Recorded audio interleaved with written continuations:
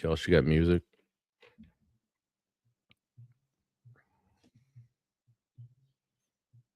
You don't have something on.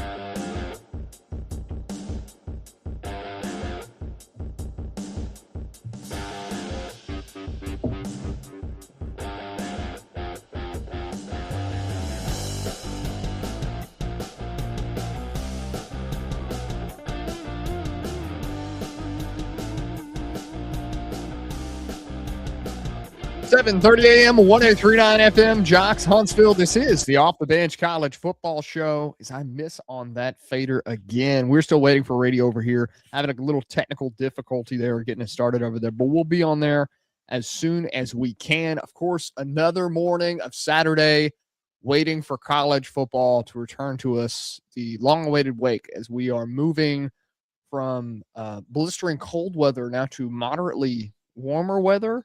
It's actually supposed to be significantly colder tomorrow. Yeah, we have a snowstorm reaching across into the northeast right now.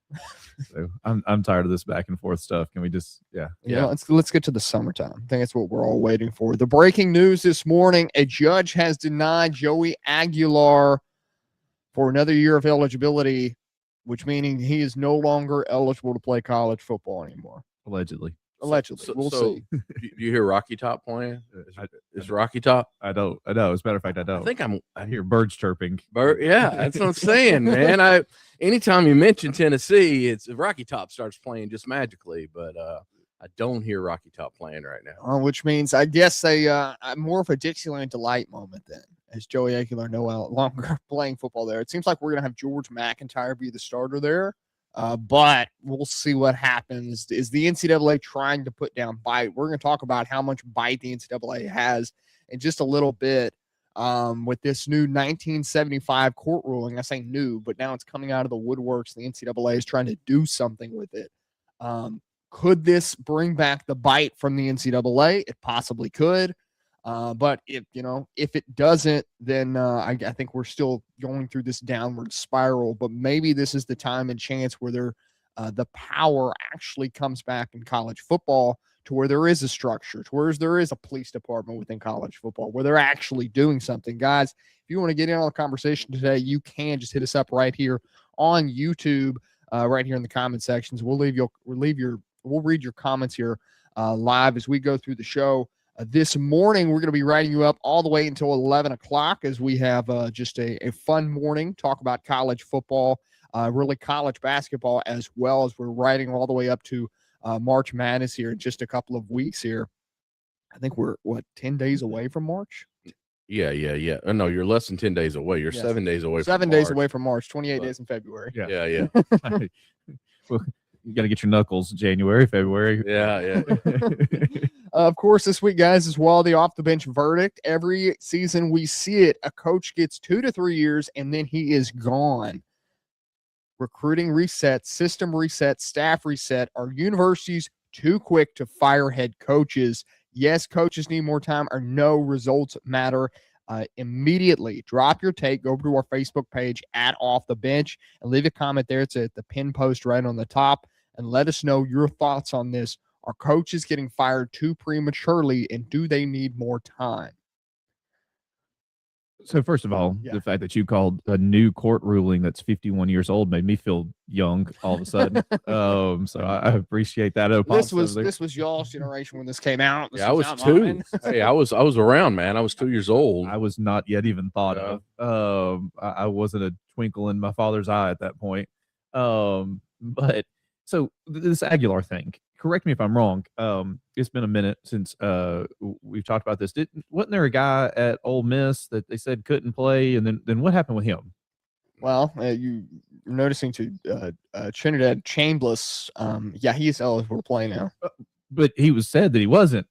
Yes. Yeah. And then there was correct me if I'm wrong, a lawsuit. Oh, hold on. I'm hearing Rocky Top again. It's playing. He's playing, so it's Rocky Top's playing. Sorry. So Trinidad Chambliss sued, and once again the courts were like, "No, y'all can't do that." And he's now back on the team playing, correct, and practicing and whatnot and what have you. And so why am I supposed to sit here and feel bad for Tennessee right now? Because as Pop so eloquently put it as I walked up this morning, that's just another lawsuit, that's fixing to come. So there's a 4-letter word that I normally use in front of the word Tennessee. So there's no me feeling bad. And I don't think you, as sitting there with your Crimson Tide National Championship T-shirt from 2012, is feeling bad either. No, sir. I never feel bad about Tennessee. Hold on. What do I hear, Chelsea?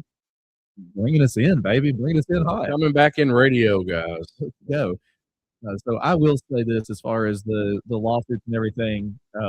It's time for one big lawsuit. It's time for Congress to step up and do their job and to actually make a ruling, get rid of the competitive, the what's the word, where they can set up their own government and everything as far as the NCAA is concerned. Because if not, we might lose college basketball tournament in 4 years, or 32. 20 on the radio. 32. I don't know, guys. We're still having some technical difficulties on the radio side. Still trying to get that back online. But we're having a little bit of struggle this morning trying to get this rolling. Walker, I have a little bit of echo in my ear if you could take that out as well. But moving on today, the actual court ruling that is really going to affect this Tennessee ruling as well. If he's ruled eligible, then the issue arises of the invoking of this is known as the rule of restitution. The rule of restitution. Well, what does that mean? A legal principle the association thinks gives it authority to retroactively punish schools that played athletes later deemed ineligible. So if a judge says they are eligible for the next 7 days, 10 days, give or take, and then we can come back and say, oh, but they were ineligible, and so therefore you're going to be punished. All that's going to do is cause us to file another lawsuit and say, well, they were eligible during that time that they played, and then that's going to get thrown away. Yes, but if we're looking back generations ago, or excuse me, not really generations, 30 years ago, at a granddaddy lawsuit, right? Yeah. Okay. Does that take over the effect that we are seeing nowadays with all these rulings, these separate rulings at local courts? Is that going to be more powerful than these individual rulings? Well, it sets precedent. It does. I mean, that's what most law is based on. Is precedent. The NCAA is trying to get their bite back, and this is how they're getting their bite back, is going back and say, well, we've stayed quiet for this long, but we do have a law that has helped us out and can go effect within this. But who at the NCAA has the power and the ability now to even bring that up? Well, they have lawyers. They, Yeah, I mean, it's all going to be legal mumbo jumbo, right? Yeah. But I'm saying, like, the NCAA understands. Blockbuster had everything going for them for a million years.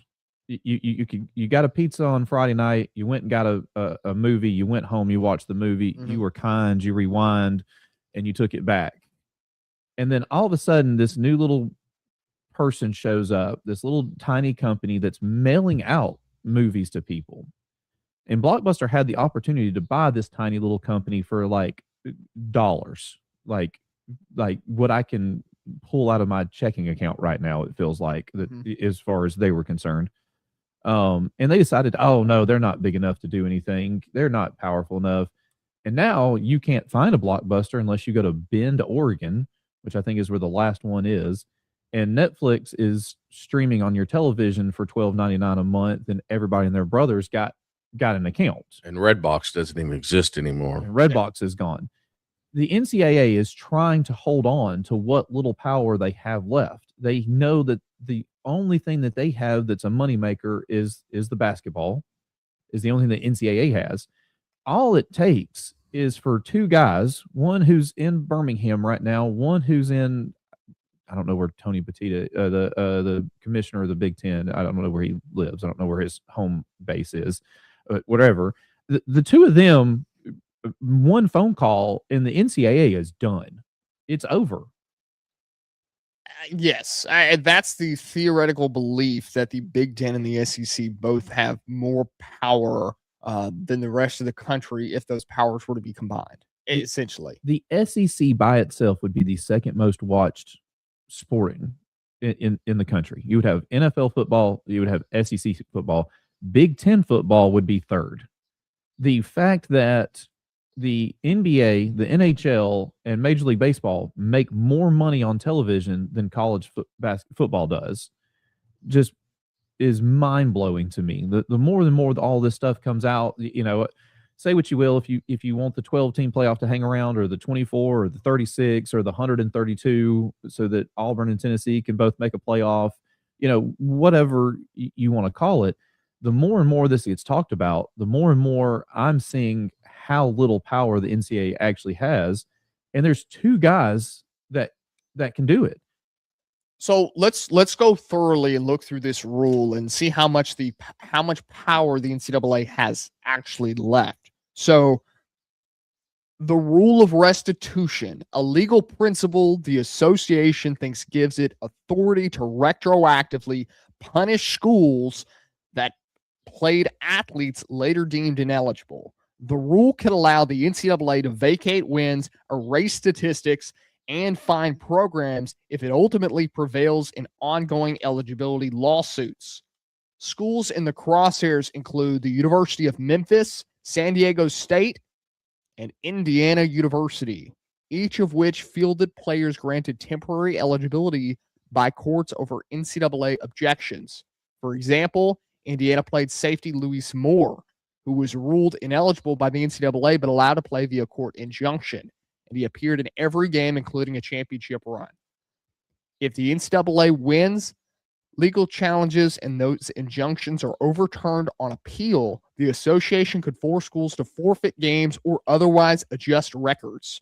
The move signals the NCAA's interest in setting legal precedent and deterring schools from relying on court orders to play ineligible athletes.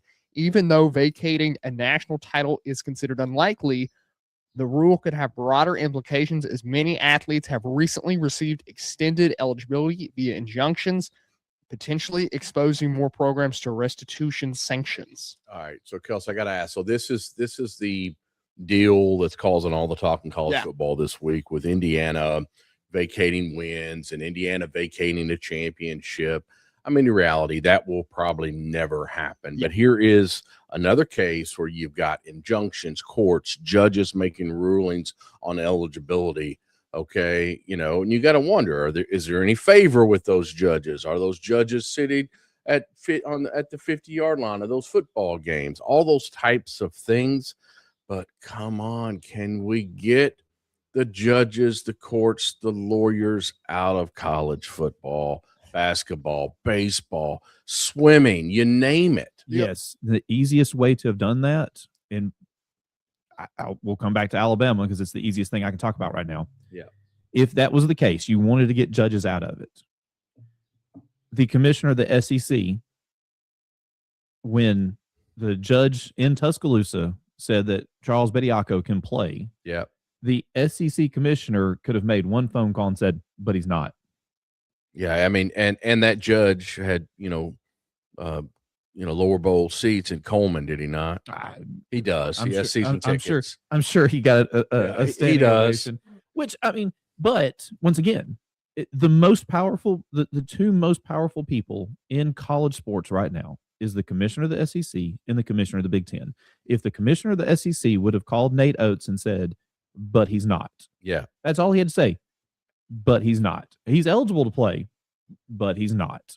Well, I mean, the SEC and the NCAA and every other governing board has already come out and said they're not going to do anything or make Alabama vacate any wins with the whole Bediako. I can't ever say that young man's name right. I mean, so this isn't mute. But I will go back to your lawsuit here, Kels. And the one thing that I think makes it completely, if I was a good lawyer, and I'm not even a terrible lawyer. I don't know if you know this or not. I'm not a lawyer. Yeah, neither am I, for sure. But if they tried, especially, I mean, if they came after anybody over this. All you got to do is 2 words: Reggie Bush. Yeah. You gave him his trophy back. Y'all deemed him ineligible, and then y'all gave him his trophy back. So y'all made your own rule. That was literally when the NCAA lost its bite. Yeah, Reggie Bush opened the doors for everything. And it set what? It set precedent. precedent. Okay. And that's what Yeah. this thing supposedly does, is set Well, if precedent. this was 1975, I'm almost certain they gave Reggie Bush his trophy back since then. Yeah. I'm not great with dates. I know January 1st comes first, but Hold on. I just heard somebody yell War Eagle in my ear. And I guess they gave Auburn another championship too. 7:30 a.m. 103.9 FM. Jocks, Huntsville. Guys, we've the whole broader implication of this was, what's going to happen with Bediako in Indiana. Those are the 2 things that really a lot of people are focused on right now. Obviously, Bediako is done. Alabama, the NCAA tournament, they have said they're not really going to punish. They're not going to punish Alabama for this at all. Their point of view on this: Alabama followed a legal court order at the time he played. The NCAA is treating it as a resolved eligibility dispute, not a violation case. So this is, according to the NCAA, it was tried, it was over, it didn't work out. It's time to move on. So let's talk about that though real quick. So what it does though, it sets precedent. It does. Okay. Again, come back to that word precedent. All right, Kelsey, I know you probably got to go on break. We do. We got to take a quick break real quick, guys. 7:30 a.m. 103.9 FM. Jocks, Huntsville. This is the Off the Bench College Football Show.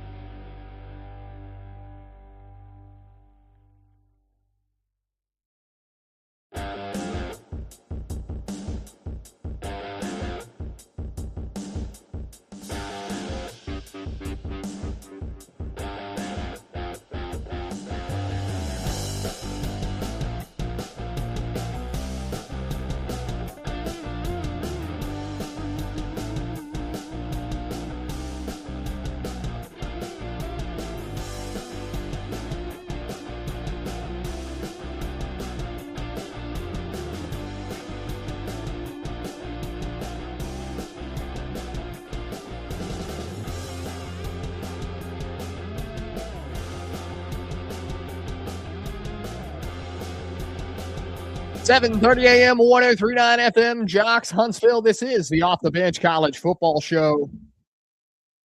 This morning we were discussing the rule of restitution, a 1975 era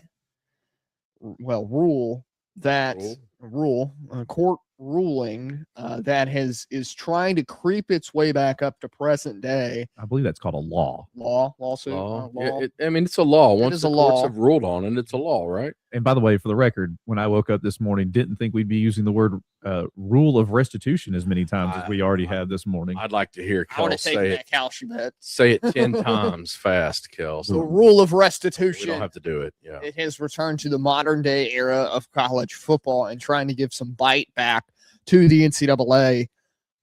But what will it actually do in the end? I know Richie is saying it's not going to do anything. So here's my thing. Yeah. You know how you get a puppy when you're a kid, and he's a great dog. Yeah. Y'all have got two dogs that run around here. Echo, Suki. Yep. Suki, beautiful little puppies running around.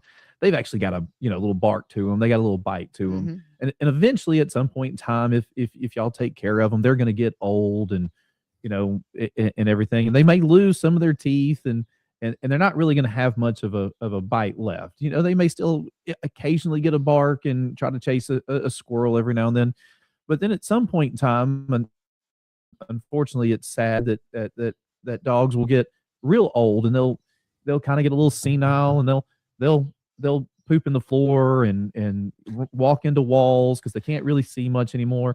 And unfortunately, the NCAA has reached the point where we need to take it to the big pound in the sky and let old Geller run free one last time. Did you just compare the NCAA to a blind and deaf old dog? You did. I did, and I think I did a darn good job of it. So the what is that? The bridge, the Rainbow Bridge. So the NCAA needs to cross the Rainbow Bridge. And I think the sad thing is the NCAA, which we just call it the NCAA. There's no person. There's no Dude, they have a governing board. Right. They have The National Collegiate Athletic Association. Name one of them. I don't. I'm not going to sit there and say I can. Name the commissioner of the SEC. Yeah, Stanky. What is his name? Sankey. Sankey. Well, there goes our interview with him later today. No, I'm just saying. But my point is, in my head, I knew it was something like that, right? And but your point is taken there, Richie. Those are the people that we know. I can't tell you who sits in the as the NCAA. I'll even go a step further than that. Name one person that's on the committee. No, I can't. Oh, the You name basketball committee. No, the football committee. even the football committee. Well, I know the SEC commissioner is. I know the Big Ten commissioner is. They are not. They're not thought they're were. not on the committee. No, Hold on, it's it was made one up of a bunch of presidents and Oh, that's right. It's university presidents. University presidents, former head coaches. At one point, he was on there. Guys that take their hat off as they walk into the room to symbolize that they're not affiliated with, which is a bunch of BS. We all know that everybody's a little biased about something. It's fine. We don't have to pretend like the guy from the NCAA, North Carolina, would not rather have North Carolina in the tournament than not. We don't have to pretend that. Let me ask you this. Let's put a scenario out there. So could a sanctioning body be the Sports Writers of America? Who cares about them? Well, Major League Baseball does. Oh, do they? Yeah, they do. Yeah. Sports writers vote on who goes into the Baseball Hall of Fame. And can we name some guys that are not in the Baseball Hall of Fame that were really good for 5 or 6 there's seasons? lots of them. But my point with that is, okay, if you don't have the College Sports Commission, they're the governing body over NIL. That's a joke. Okay, we're sitting there saying the NCAA needs to cross the Rainbow Bridge because they're done. They're a deaf dog that poops in the floor, right? Okay, there has to be something or some body or some sanctioning board, governing board, steering committee, something that governs these college athletics. There's one person that could do it. You're going to say it's Nick Saban, okay? It's Nick Saban or that former Boise State coach. Or there is one other person that could do it. If you even bring in a Tennessee football coach and Rocky Top starts playing in my ear again, I was going to even say one worse for you. It's just going to be an Auburn guy. No, Trump. Oh, never mind. I mean, Congress literally has to step up and do something that was worse, to save, if they want to save the NCAA. Now, as far as college sports is concerned, I think we're actually headed towards a better situation. I think, come back to the playoff. Didn't know this when I was making my argument Wednesday night. Please go back and listen to us on YouTube as I argued for 36 teams and watched Kelsey's head absolutely explode. Yeah, we had a little fierce fire on live television, live YouTube. Do you know why the Big Ten won't 7:30 a.m. 1 through 9 FM. Jocks Huntsville. We'll be right back. Hold on a sec.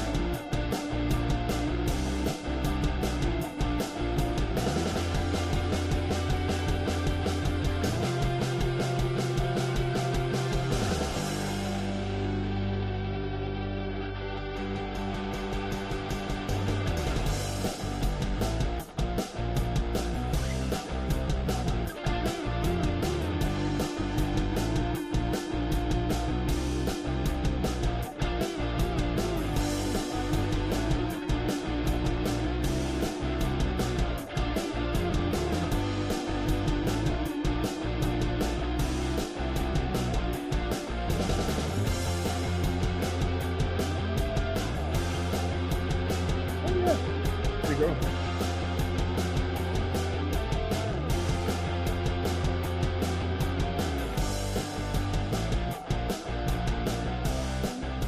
(7:30 a.m. 103.9 FM, Jocks Huntsville. This is the Off the Bench College Football Show. I'm your host, Kelsey Huffine. Richie, co-host to the left of me, Pop sitting across the camera from us. We are in a era of legal battles in college football right now as we are trying to trickle our way up to the start of the season. March Madness coming up here in just a couple of days. And Joey Aguilar was ruled ineligible this morning. We'll see where that turns throughout the offseason if we eventually see him in the spring, summer practices, anything like that. As of right now, it looks like George McIntyre, the sophomore for the University of Tennessee, will be the starting quarterback, who is oozing with potential. But, of course, a loss like Joey Aguilar is not a simple loss. It is not a plug-and-play system. It is a very different take here.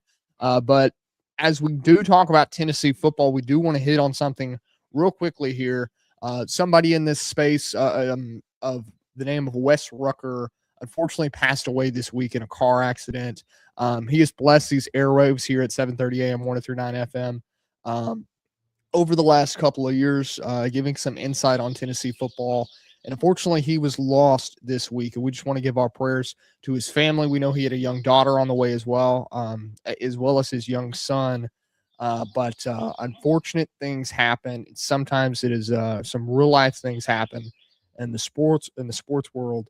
And a good one was taken from us this week. We just want to offer up our prayers to his family up there in Knoxville. And it's a tragic thing to happen during the offseason, Yep. anytime, really. You know, I give Tennessee about as much crap as a person can, and it's mostly the organization itself, the individual people that make up, you know, larger groups, not always worthy of the crap that some people give the larger group. And from everything I've read this week, that Wes was definitely one of those people. Mm-hmm.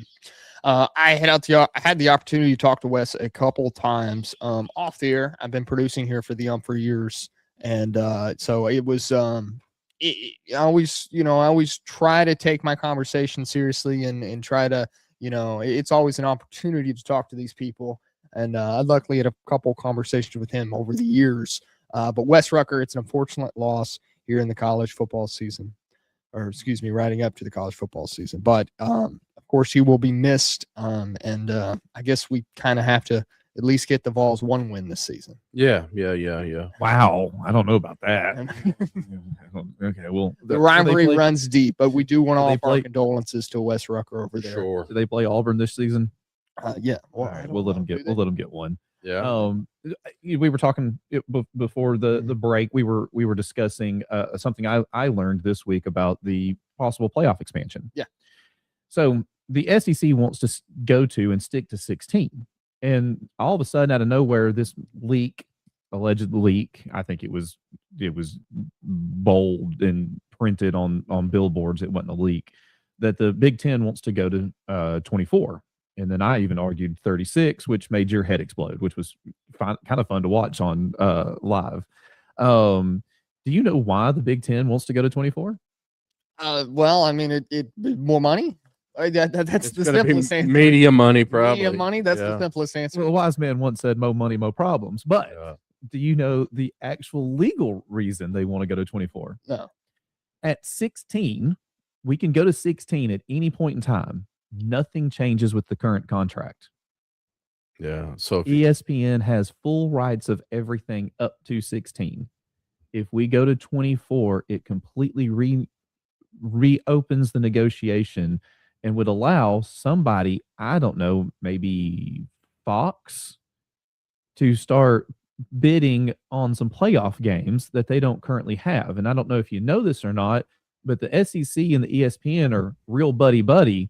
And the Big Ten and their precious better half, Fox, are trying to actually push towards. You just lost my vote for this even more, and I'll tell you why. Uh-oh. Okay. One, I absolutely hate the lower third for Fox. I think their score bug is completely awful. Their announcers are terrible. I cannot sit there and actually get so intent on a game like I could with ESPN.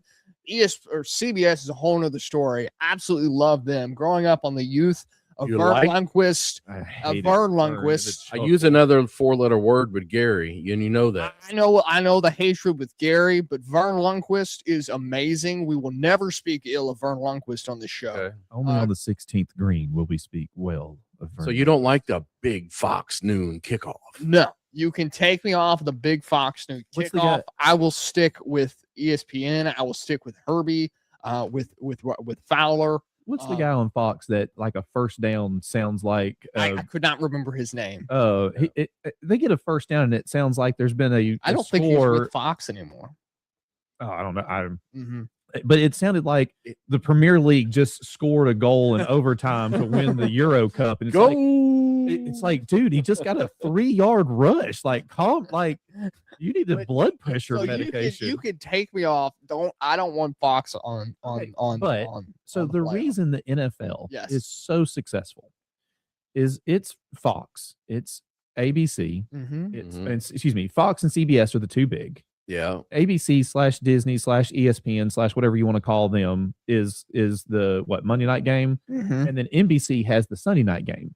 And what makes NFL so great is on Sunday, even if it's CBS's game, they're advertising the Monday night game and telling you how big the Monday night game is on ESPN, and CBS is telling you to go watch ESPN. Yeah. Under the current system with the NCAA and college football, you don't see an advertisement during Alabama Auburn for Big Fox kickoff. Big Fox kickoff. Yeah. Yeah. You might, because of the history of it, them talk about Army Navy because game day is going to be at Army Navy, but they still won't remind you that it's 1 o'clock on CBS. Yeah. They'll just tell you, hey, we're going to be live from Army Navy next week because we want to go to the Army Navy game. So I think that crossover and being able to, for ESPN to understand that, yeah, there's actually some really good football being played in the Big Ten. I don't know. Maybe they've won the last 3 national championships, so maybe we should talk about it. There is more to this, and I 100% will sit here with a smile on my face and tell you that 24 is the minimum we should go to. See, I totally disagree in this argument because we'll go back on this, and our big argument fluctuated the other day because you were saying that it didn't matter that the first 4 games of the season, these out of conference games, they wouldn't necessarily be out of conference games because once you're getting to that point, you no longer see the Alabamas, Ohio States, okay, and that's already been getting rid of already with the 12 team. But further on, you would no longer see Oregon taking on Miami. You would no longer see these big out of conference games. The Chick-fil-A kickoff game, historically a pretty good game. It hasn't really been in years past. We're going to end up losing VT in Bama. Okay, wait a minute. VT. But my whole point with this is your out of conference schedule turns into the college football playoff at the end of the year. The first 4 games of the season then turn into Western Kentucky. Hey, Alabama from Western Kentucky. Hey, we need a new weight room. I got a solution. Can you pay us for that, and we'll come play you. Let you beat our breaks off us. I got a solution. Couple things. One, we move the season up 1 week. Well, this has been proposed. Hold on, I think hold this on. is unilaterally. Hear Yes. Hear me all the way out here. Yeah. Every conference goes to a 10-1. Oh, excuse me, a 9-1. Okay. 9 conference games, 2 out of conference games that are not announced until like the first day of August. Oh, you can't do that to little conferences, man. They got travel schedules. You can do this. Yeah. You can do it a year out. I think you can. I think 6 months out, whatever. Okay. And then you have 1 non-power 4 or 5, whatever you want to call it, game. So you can still play at Western Kentucky. You can play them week 1 if you want to, or you can play them week 11 before you play your rival if you want to. However you want to do your schedule. Mm-hmm. But that means we've actually taken the schedule down we have 12 games. That makes it even more so that all we're getting is good football. because we don't get that week 1 where, yeah, there's a handful of good games. And then week 3, it's like, well, Alabama, Auburn, Tennessee, Georgia are all playing Alabama State, Georgia State, the Sisterhood of the Blind, Deaf, and Dumb at 3:30 this afternoon. Like, it's terrible games. Nobody cares. Nobody wants to watch that, So with my proposal, we're actually shrinking the season a week. We're getting rid of a lot of the fluff. Getting rid of the fluff. And we're going to move right into the playoffs. No more conference championship game. It's pointless now. We're going to make way more money for the conferences with the 24 or the 36 or the 130. I don't care. You play week 1, the first, like, let's go 24. You play the first 12 games, or however, whatever they've got it set up where there's some buys or something. It's confuzzling to me. That's why I want to go to 36. But you play the first round games. The next week, everybody gets a bye, and we play Army Navy. You can play week 1 of the other 5 conferences. The non-5 power conference tournament can be that week, or whatever you want to do. But Army Navy is that week, and then boom. One thing I want to do is save the bowl games. I want to play the first 2 rounds on college campuses. And I want the bowl games, instead of Chick-fil-A sponsoring the Peach Bowl from the Georgia Dome, this year the Peach Bowl gets their first pick. And if they want to sponsor Alabama Tulane from Tuscaloosa, that is now the Peach Bowl. So you're essentially saying it's going to be a draft of the bowl games, right? And the sponsorships get to fluctuate, but you're introducing. This takes away history. This takes away because what history? Yes, I get that, but you have to maintain some history. Why? Because it is a part of the game. You will never see. It's the same thing with these rivalries. Fans will never get behind it. Okay, you're still going to have your rivalries. Mm-hmm. You're still going to have Georgia play Georgia Tech. Tennessee is still going to play Vandy. Alabama's still going to play Auburn. Yeah, but you're talking about the Chick-fil-A Cotton Bowl. I mean, it's not the Cotton Bowl. It would be the Chick-fil-A would sponsor. Okay, so this season. So you're saying bowl games would be presented after the playoff is announced, and then the bowl teams and the sponsors get together and say, "Okay, we're going here." Right. They would sponsor. So like this year, Alabama went to Oklahoma. Yeah, that would have been the Peach Bowl. The Chick-fil-A. The Chick-fil-A would have sponsored that game. It would have been the Chick-fil-A, playoff game. The TaxSlayer.com gets to sponsor, Oregon Tulane. There's too much scheduling. There's too much contracts involved with this proposal. You're talking about not announcing games, your fluff games until August. This is just my perspective. These schools that don't have the travel section. You think I'm making this up? Do you think Mercer? And I don't know. Maybe they do. They're still riding on buses. Okay, that's my point. Okay. Maybe there's got to be some scheduling that happens. Maybe the 1st of August was a little a little too soon. But the NFL doesn't announce their schedule until. What is it, March? Because all those are multi-million-dollar football teams. You have so is Mercer now. No, Mercer is not a Mercer has and Alabama on 2 different levels. Mercer now has $22.5 million to play for NIL. Every school. No, they're not. They're an FCS school. Oh, FCS. Sorry. Yeah. But okay, then don't play FCS. Like play sorry, it sucks. But we've got to put better programming. You have to have FCS schools because of the way the structure is to move up within college football, because those first 3 years you're put on probation essentially, and you have to have half your schedule be FCS. Well, essentially it's you're out of conference as FCS and you're in conference as FCS. And let's just be honest, the Mercers play these games so they get paid, right? Well, that's exactly I mean it's. But once again, I wanted to solve part of that with Mercer is Alabama's A-Day game.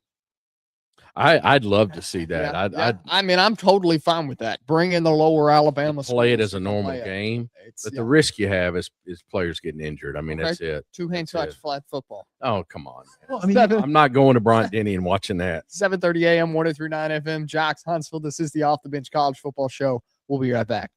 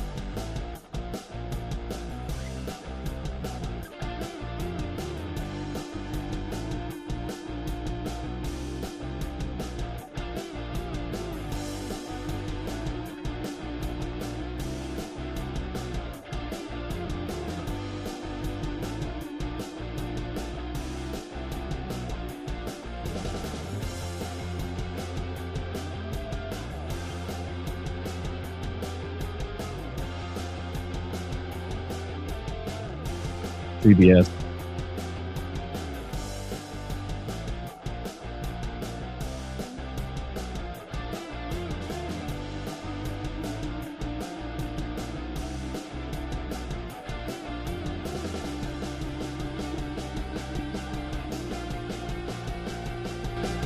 Seven 30 a.m. 1839 FM, Jocks Huntsville. This is the Off the Bench College Football Show. I'm your host, Kelsey Huffine. Co-host Richie sitting to the left of me, and Pops across from the camera here. Getting into a lot of it this morning. Eli hitting us up on YouTube. Don't really want to see Dave Portnoy on TV more than I have to. One bite. Everybody knows the rules as he takes 3 bites. Every single one of those videos he puts out, he says 1 bite. Everybody knows the rules. He takes a bite and then says 1 bite. Everybody knows the rules. So takes another bite. Does just Big Fox Noon Kickoff, whatever it's called? Do they do the pizza contest live? I've never. That's a great question. They should. They should. I think that's a great idea. That's what they should do with Portnoy. Because we're SEC guys, I can't tell you. Like, I might flip on an 11 o'clock game if it's like Michigan and Ohio State. Yeah. But that's it. I don't ever watch college football on Fox. It's always been because the SEC was always the most important. They got the 2:30, and so Fox decided they would take the noon slot. You know, the first slot. And then you always had like the 6 and 7:30 ESPN2 games, you know. But now I'm telling you, with my idea, every game is going to be a big game. Every game is going to be more important. You're not playing a bunch of cupcakes, you know, all season. The worst thing is you're going to have less SEC teams make bowl games with us going to 9 games, nine conference. You're not going to have Mississippi State and Vanderbilt and South Carolina and, you know, Missouri making a bowl game because they're just not competitive enough right now to win 2 out of conference games plus or 2 cupcake games plus they got to win 4 SEC games if that's the case. They got to be 6 and 5. Yeah, right. Well, they would win 2 cupcakes. Mm-hmm. They would have to play an out of a Power 4 non-conference. So who do you, if you're Mississippi State, who do you schedule? Arizona and hope you catch them off guard? I'm scheduling Rutgers. Yeah. Well, I mean, yeah, but you know what I'm saying? I don't blame you. Syracuse on a bad day. Northwestern, Rutgers. Either one. Yeah. You could do either. Guys, before the end of the program here, go ahead and get your answers in for the off the bench verdict. Every season we see it. A coach gets 2 to 3 years and then he's gone. Recruiting reset, system reset, staff reset. Are universities too quick to fire head coaches? Yes, coaches need more time, or no, results matter immediately. Drop your take, and we'll read it live here at the end of the program. You can go over to Facebook at Off the Bench. The post is pinned at the top of the page, and just leave us a comment. Let us know what you think. Are we firing coaches too quickly in this day and age in college football? Since I'm not going to be here for the second hour, my quick answer is no. With the new playoff structure, with the new transfer portal, if you can't come in and do it, bye. 7:30 a.m. 103.9 FM, Jocks Huntsville. We'll be right back.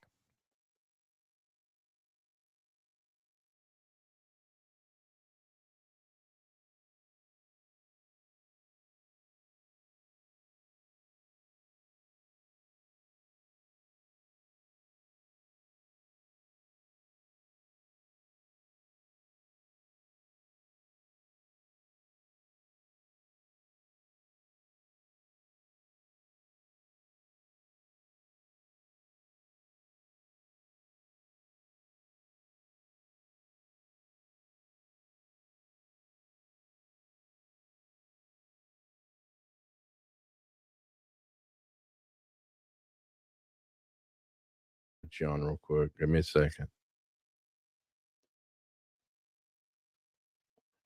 Guys, for the YouTube side, we're ending off right here. Great show this morning, excuse me. We will see you guys on Wednesday night from 7 at 7 p.m. Central Time here. Leave a like, subscribe, share, all that good stuff, and we will see you guys next week.